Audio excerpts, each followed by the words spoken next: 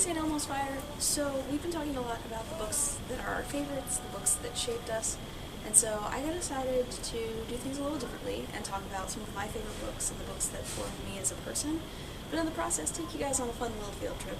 One of the things that made me really excited when I first came down here to Dayton was that there were 2 bookstores within 5 minutes of my apartment.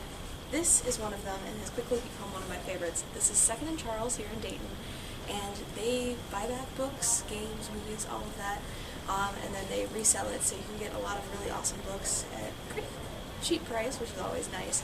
And it's become one of my favorite places to hang out, look for new things to read. So without further ado, let's take a look at some of the books that made my childhood. So one of the genres I love to this day is historical fiction, and I credit this series with getting me interested in it in the first place. This is the Royal Diaries series. This was offered through Scholastic. I think I got a lot of these books through like the Scholastic book fairs when I was a kid and things like that.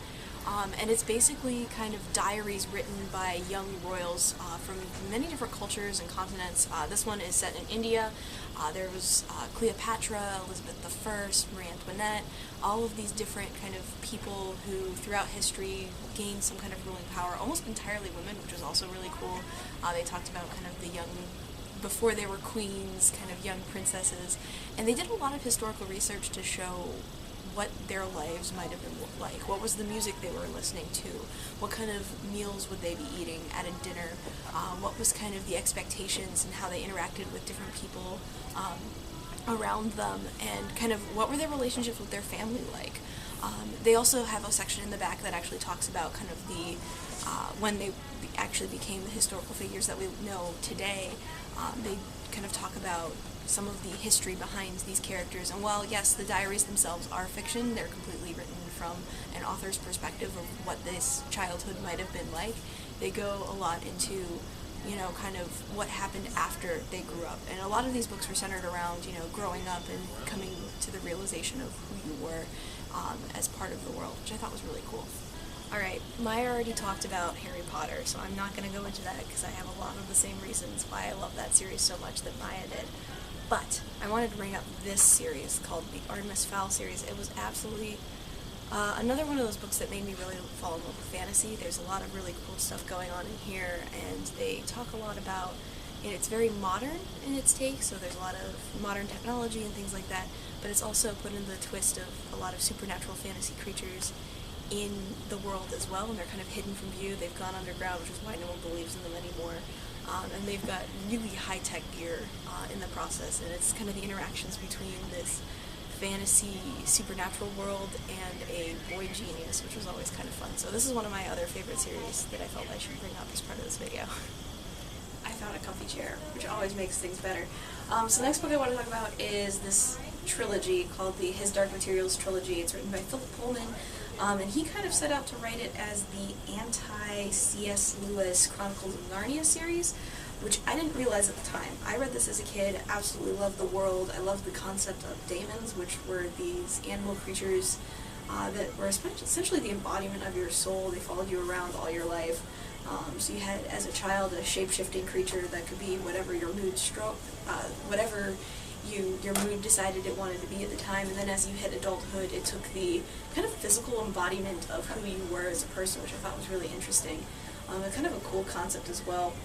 I loved this series as a kid. This is actually a book I own in both English and Italian. While I was over in Italy, I decided that I was going to pick up some book that I loved as a kid in a foreign language, and I debated about getting the Harry Potter series, but I settled on this because I could get all 3 books in one book, which was kind of awesome. So I have the entire trilogy in Italian, which just makes it all the more awesome. Alright, so I decided to end with what is probably my favorite book series of all time. If you haven't noticed yet, I really liked series of books, and that was something that was really important to me because I loved becoming so immersed in the world that I wanted more and more stories from them, which is how I ended up with a lot of book series. But this series is the A Great and Terrible Beauty Gemma Doyle trilogy by Libba Bray, and probably some of my favorite books of all time for a multitude of reasons. It's set in Victorian London, mostly, following a girl who discovers that she is inheriting a series of powers through her mother's line, gets kind of pulled into this whole big mess, but at the same time is trying to come of age, go to school, be a normal person while the world around her is falling apart.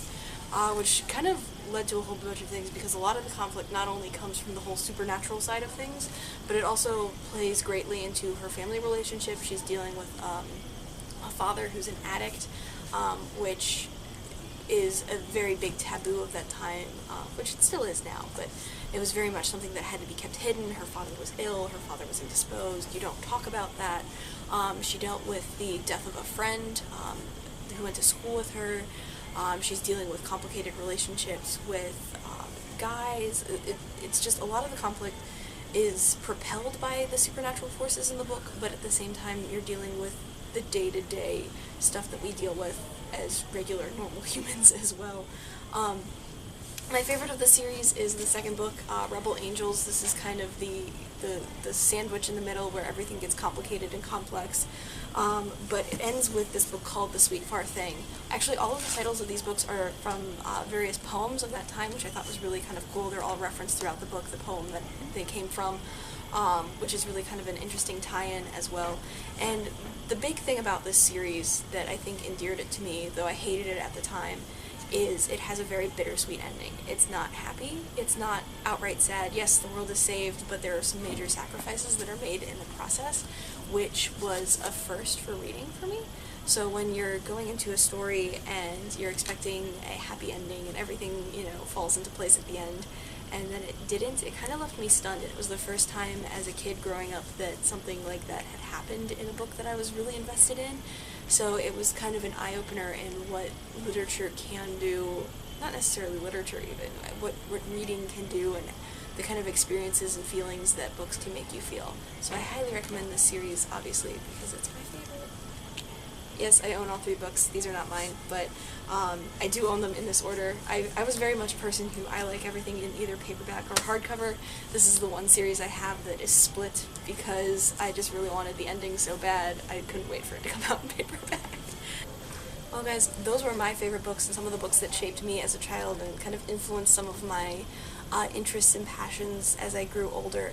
So thanks so much to Second and Charles for letting me come in and film today. I really appreciate you letting me do this, and guys, I'll see you in the next video.